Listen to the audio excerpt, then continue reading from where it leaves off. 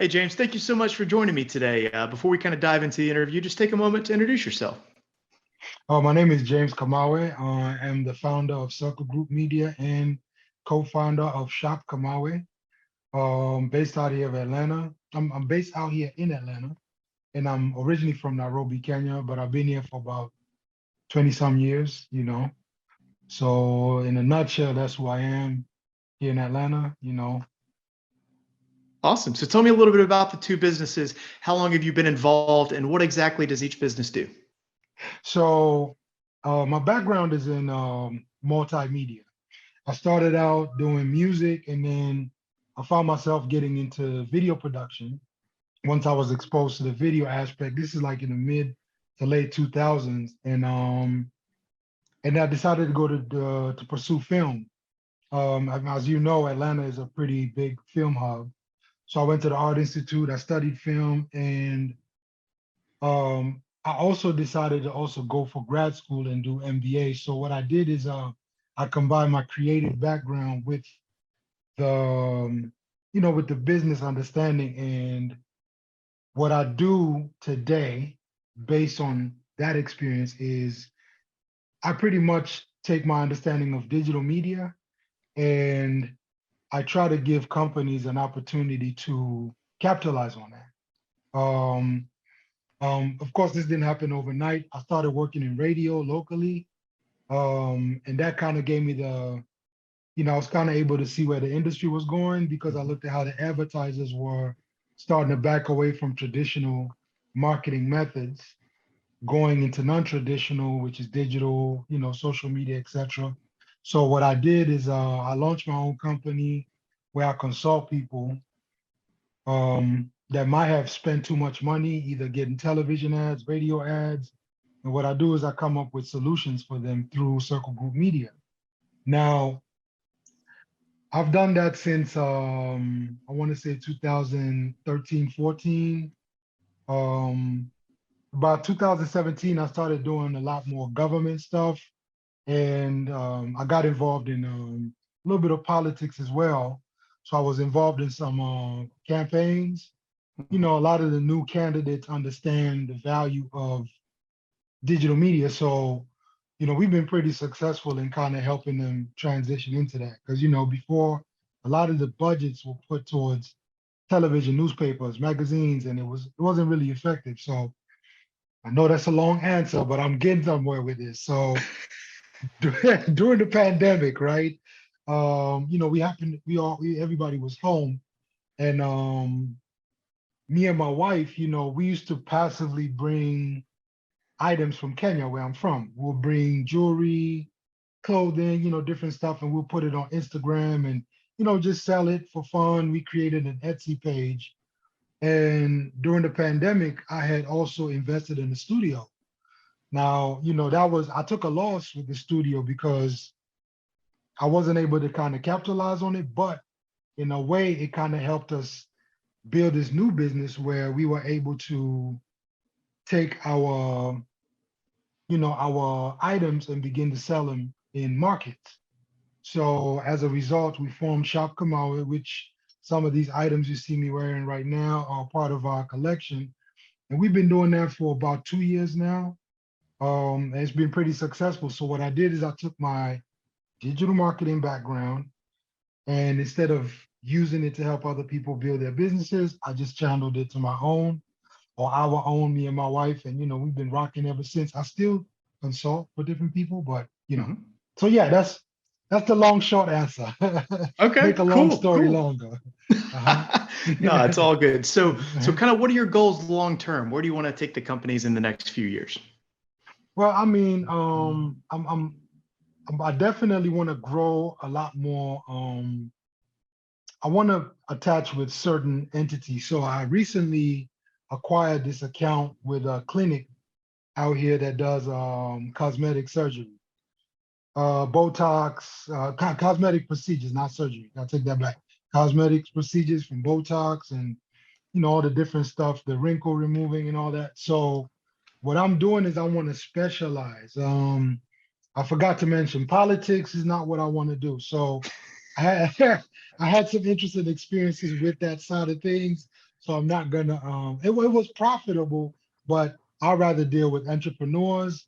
And so what I do is I just kind of handpick the people I want to work with, because I want to give them that attention. So this clinic is one of my main focuses right now. They have a great business plan.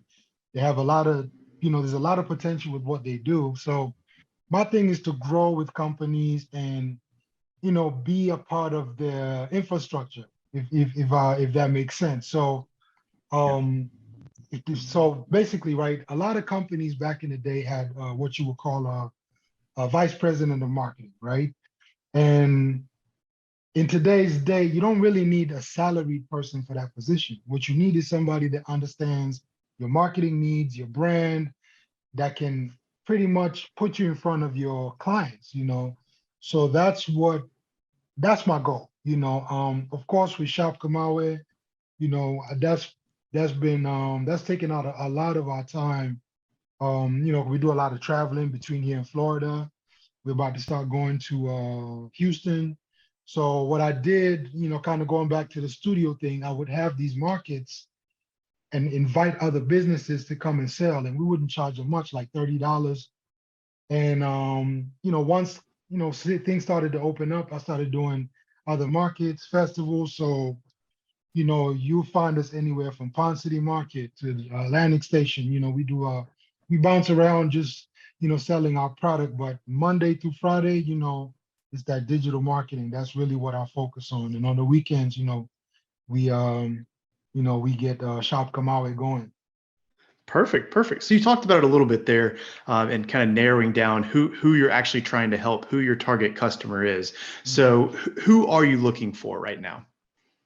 Well, I mean, businesses, I would say small businesses because I feel like I can kind of see myself in them. Um, and just, being able to relate to that beginning process when people you have this great idea, you put all your money into it, and you have a great product or a great service, and you just haven't identified how to talk to your customer. So, whoever falls into that category, I mean, I think it's a wide variety, but me being I'm about to be 40 this year, so I understand this generation. And when I say this generation, it's anybody from 18 all the way to like 55. I call us the hip hop generation. We kind of grew up in this very unique time when, between the 80s, 90s, 2000s, and we kind of like the same things. We moved to a different beat. I'm a hip hop head, so you know being exposed to being in Atlanta first and foremost. This is a mecca within itself.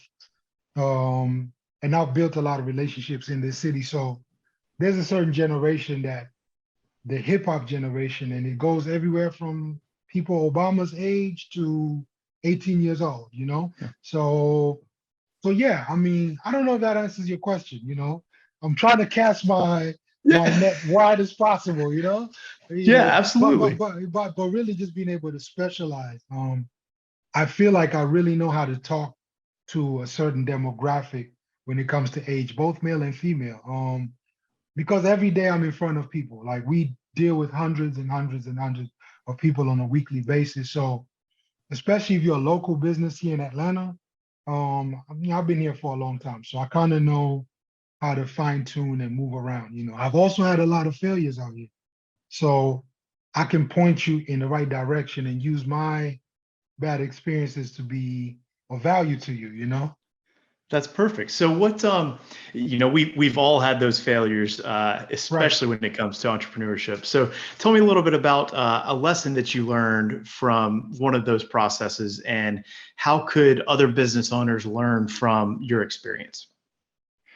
Well, I mean, well, let me put this out there before I answer that question. No, there's no one size fits all thing when it comes to business.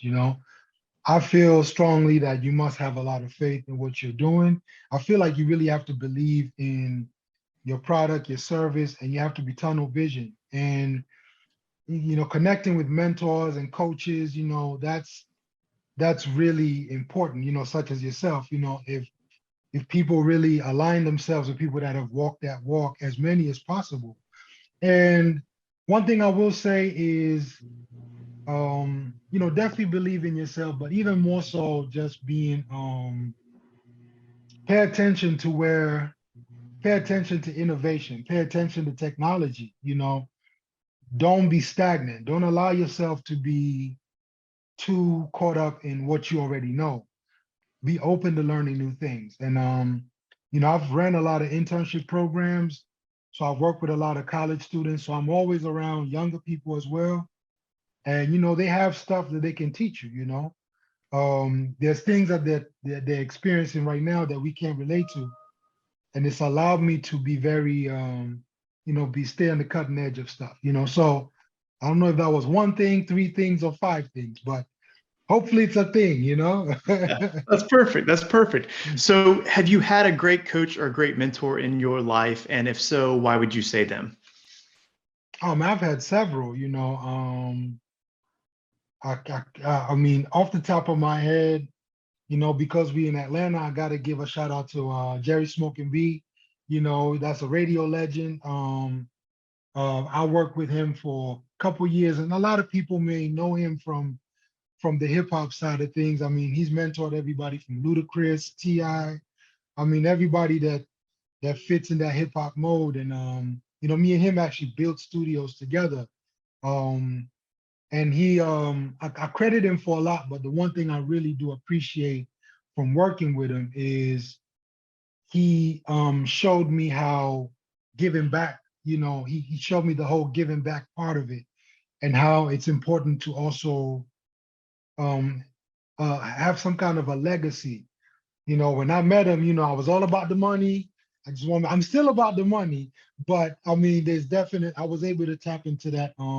How do I want to give back? How do I want to, and, through building studios and we built a couple studios out here and in North Carolina, but one in particular in Gwinnett, we built this facility that's like, I guess you could call it like a transitional facility for kids that have been in trouble. And we built them a studio where they can learn these different skills. And, from what I understand, there's a curriculum now. So yeah, That's awesome. That's awesome. yeah. So, how can people learn more about you or some of the businesses you're involved in? So follow me on Instagram at Mr. Kamawe. That's Mrkamawe. You can also find us on www.circlegroupmedia.com. And of course, if you like these pieces that I have on, go to shopkamawe.com. That's shopkamawe.com. Or you can follow us at Shop Kamawe on Instagram.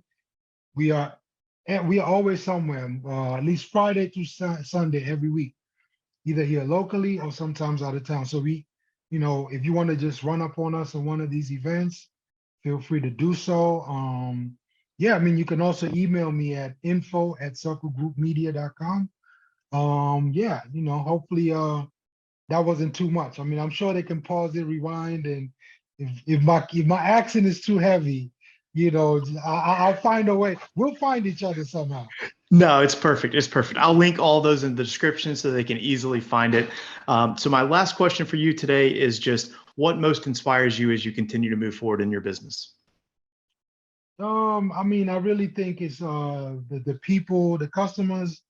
Um, we get to meet a good bit of our customers. I think a lot of people get comfortable with being online and just shipping stuff, which we do, but there's definitely being able to see that reaction and learning from them. We listen to them, and it's so the people the clients, the clients are our biggest, at least for me, I've grown to appreciate it.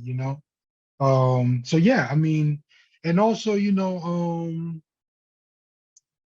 just being able to wake up and do what it is I want to do every day. I don't take that for granted. because I've had a job before. I'm not necessarily against having jobs, but I don't know if it's for me.